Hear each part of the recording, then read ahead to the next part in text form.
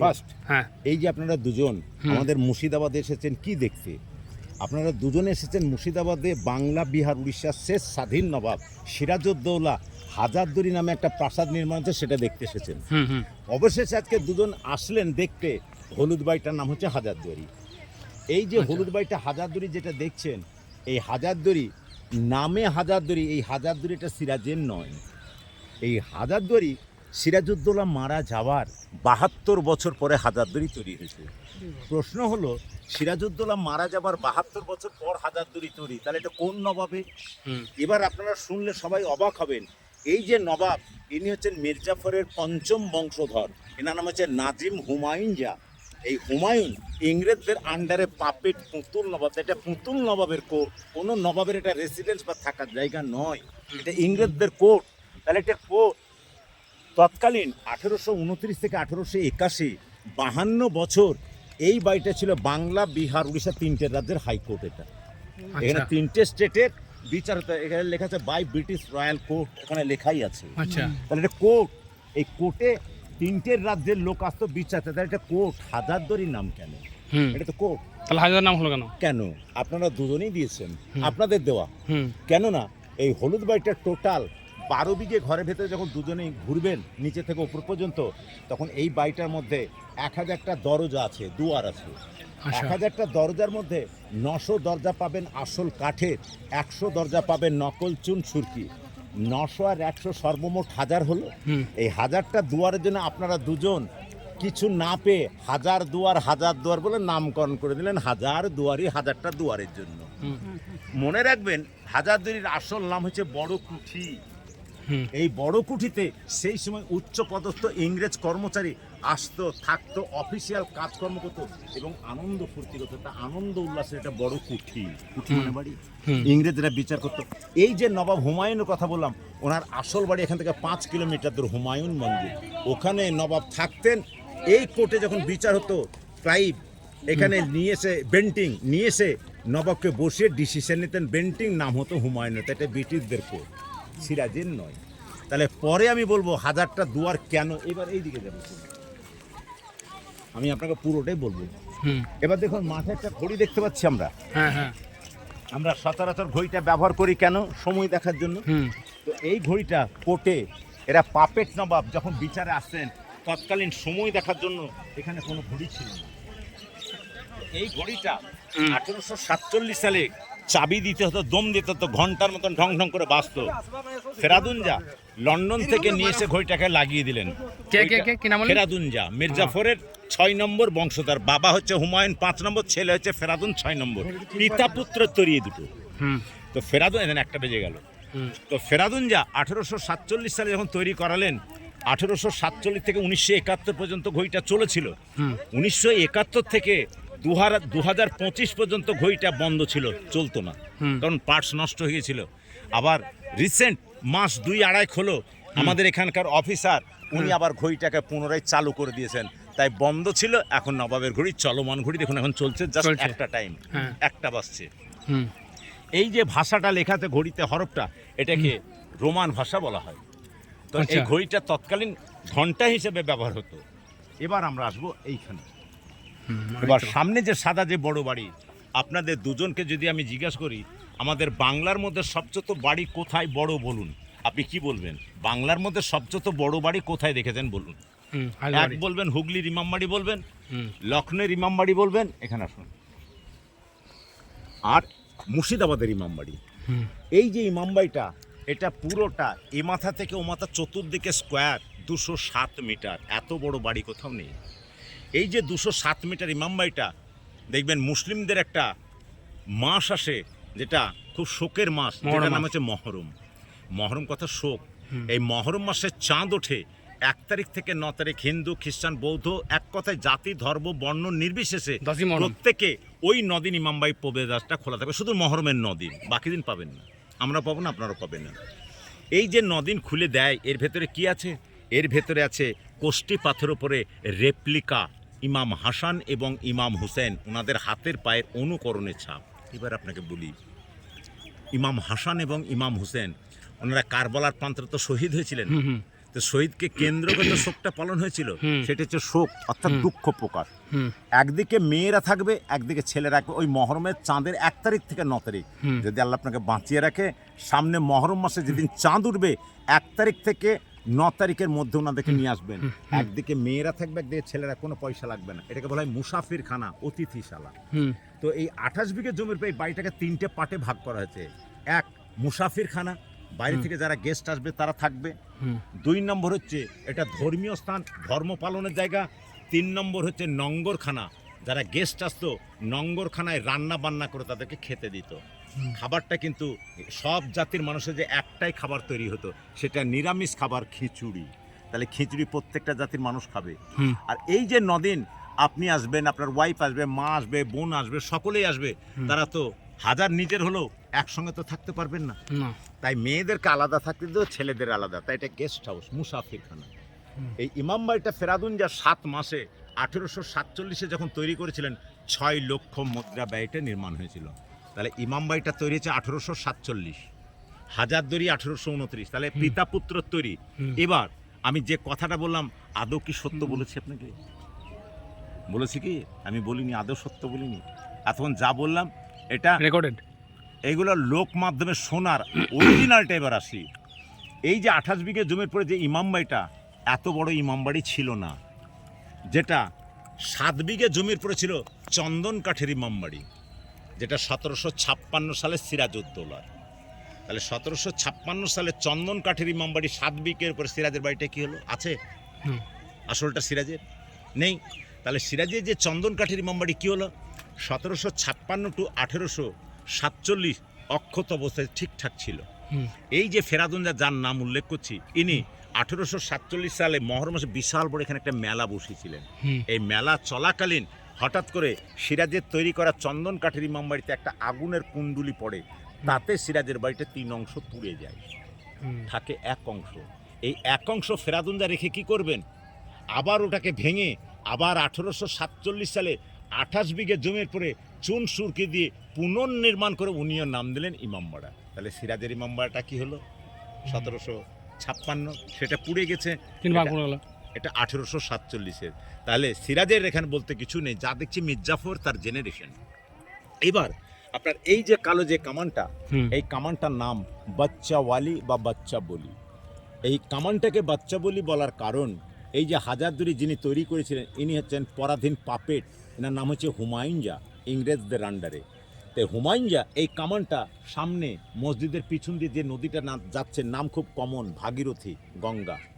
এই ভাগীরথীতে এই কামানটাকে যখন হাজারদুয়ারির নবাব হুমায়ুন যা 1837 সালে বালিতে যখন কুড়িয়ে পেয়েছিলেন নদীর ধারে, তখন নদীর ধারে কামানটাকে একবার পরীক্ষা করে দেখেছিলেন, ব্লাস্ট করেছিলেন, ভালো না খারাপ দেখো। এই কামানটার মুখে 18 কেজি বারুদ, 18 কেজি পাট গেদে যখন ব্লাস্ট করালেন, কামানটা থেকে এত জোরে আওয়াজ হয়েছিল।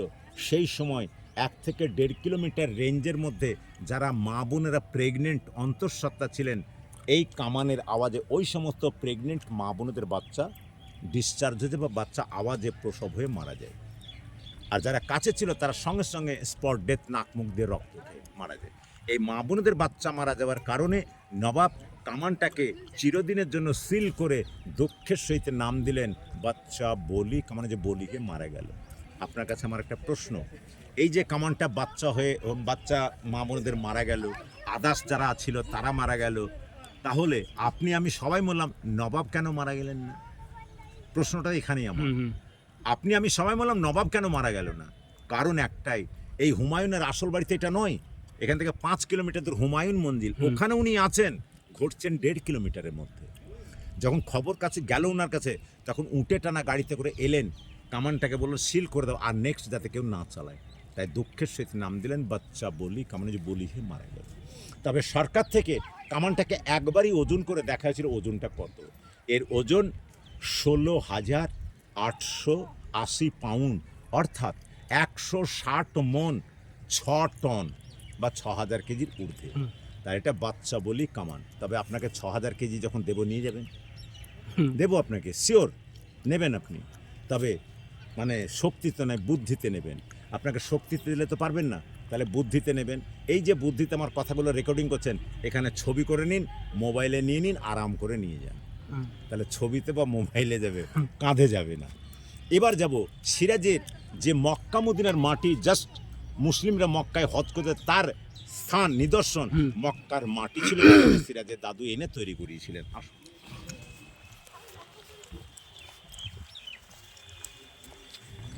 এটা হচ্ছে সিরাজ মদিনা, এটা হচ্ছে 1756, হাজারদুয়ারি 1829, ইমামবাড়ি 1847। তাহলে কোনটা আগে?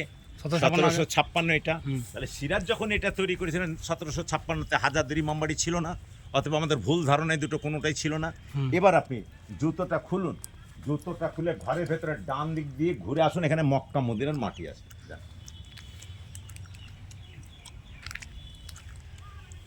ডান দিয়ে, হ্যাঁ।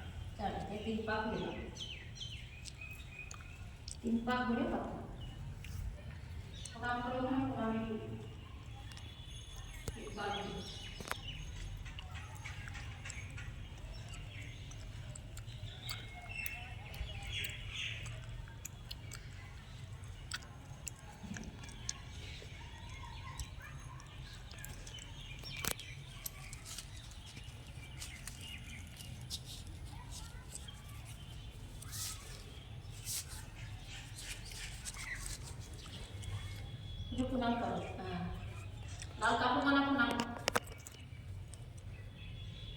Hai, punang. Jadi bertanya saya belum.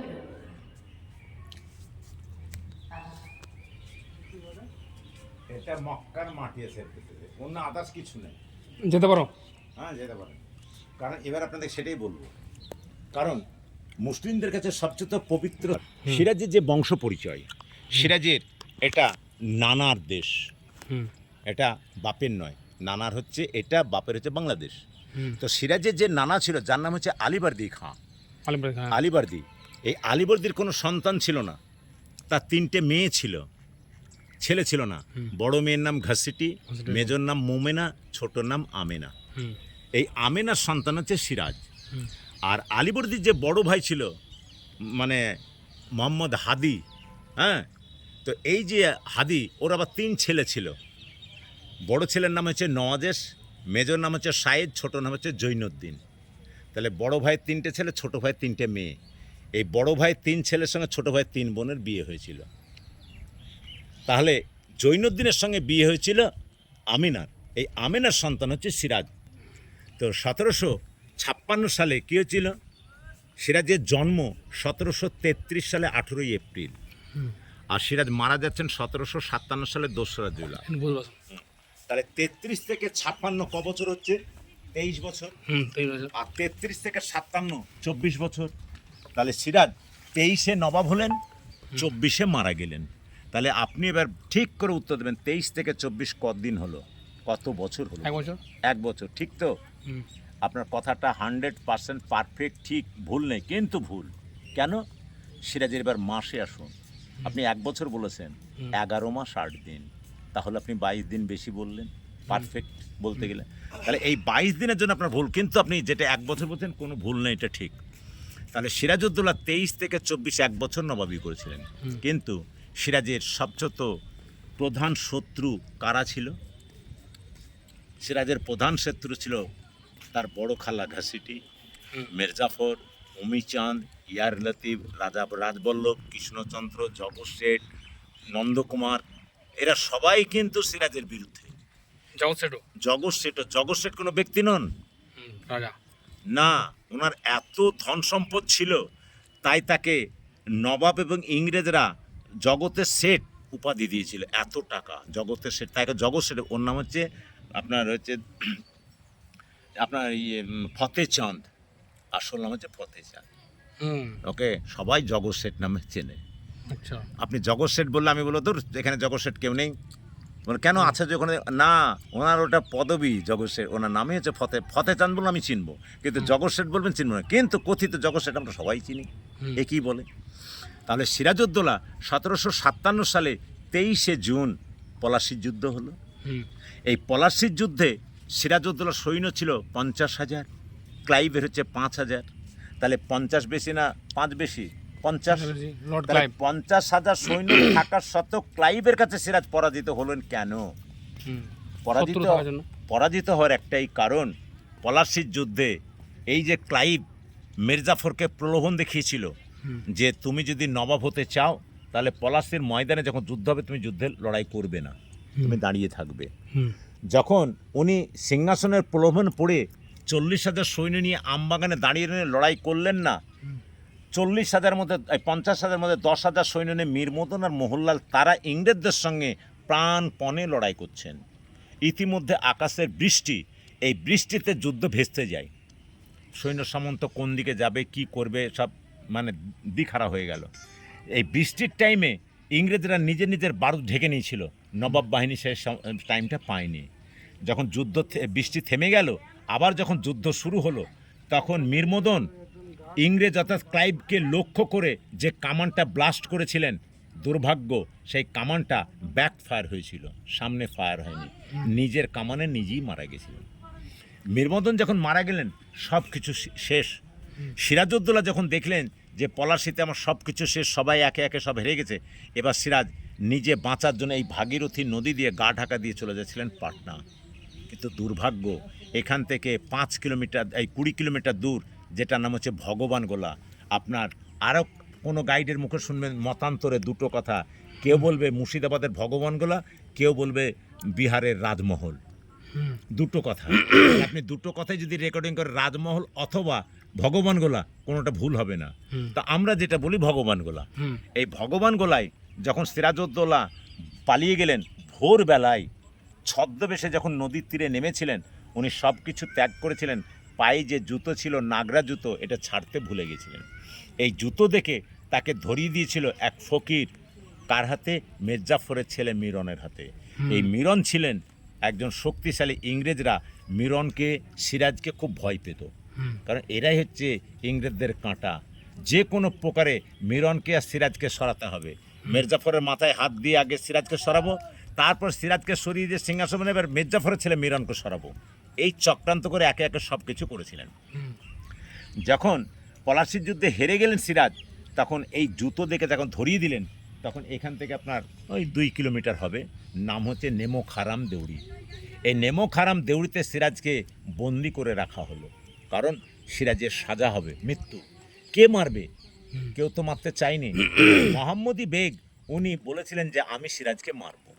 এই মোহাম্মদী বেগ যখন তাকে মারতে নিয়ে গেল, তখন মোহাম্মদী বেগ নিয়ে গেল যখন ঘরে, তখন মোহাম্মদী বেগকে ইংরেজরা শ্যুট করে দেয়, শ্যুট করে তার বডিটাকে গুম করে দেয়।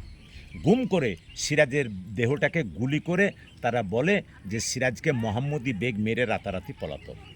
তাহলে পুরোটাই প্ল্যানফুলি নিজের প্রাণ দিয়ে আমাদের দেশটাকে রক্ষা করে গেছে। তাই তখন থেকে আমরা স্বাধীনতা লাভ করলাম, তার আগে ছিলাম পরাধীন। তাহলে এগুলো ছিল সব পরাধীন নবাবদের, ইংরেজদের নয়। ওকে, ভালো লাগছে? দারুণ সুন্দর। এবার এই যে হাজারদুয়ারি, এই মডেলটাকে বলা হয় গ্রথিক। গ্রথিক কোন মডেল? ইউরোপিয়ান এবং ইতালিয়ান স্থাপত্য এটা। এই যে মডেলটা, এটা আপনি কোথায় দেখেছেন এই বাড়িটা? আপনি একটা বলুন তো স্যার, দেখি কোথায় দেখেছেন আপনি? আপনার খুব common memorial, Kolkata memorial, Victoria, Rajmahal, হ্যাঁ, ম্যাকলিয়াড ভবন, Raj college, Shrirampur college, town hall, national library, white house, Victoria, এমনকি আমেরিকার হোয়াইট হাউস একই মডেল। তো আমেরিকার হোয়াইট হাউস যেটা আছে, সবচেয়ে বিশ্বের বড় প্যালেস হচ্ছে লন্ডনের বাকিংহাম প্যালেস, যেটা 10 বছরে, হ্যাঁ 10 বছরে তৈরি হয়েছিল। দ্বিতীয় হচ্ছে আমাদের হাজারদুয়ারি 8 বছরে। তো এটা হচ্ছে গ্রথিক, এটা হচ্ছে ইংরেজ স্থাপত্য তৈরি, আর এটা হচ্ছে মোগল স্থাপত্যের তৈরি। দেখুন মোগলদের মাথায় মিনার থাকবে, তাই এটাতে মিনার আছে, আর ওটাতে দেখুন উল্টো ভি আছে। তো এখনো দেখবেন স্যার আপনি যে এই ভিটা ইংরেজদেরকে বর্জন করব কি তাড়াবো কি, ওদের নিয়েই আমরা এখনো বাস করছি। দেখুন বাড়িতে আপনি জানলাই করবেন, বাড়ি ফ্রেমে করবেন, এই ভিটাই করছেন আপনি। তার মানে আমরা ওদের অনুগত্য এখনো ছাড়তে পারিনি। তাই এটা হচ্ছে ব্রিটিশ স্থাপত্য। ওকে স্যার, আসুন।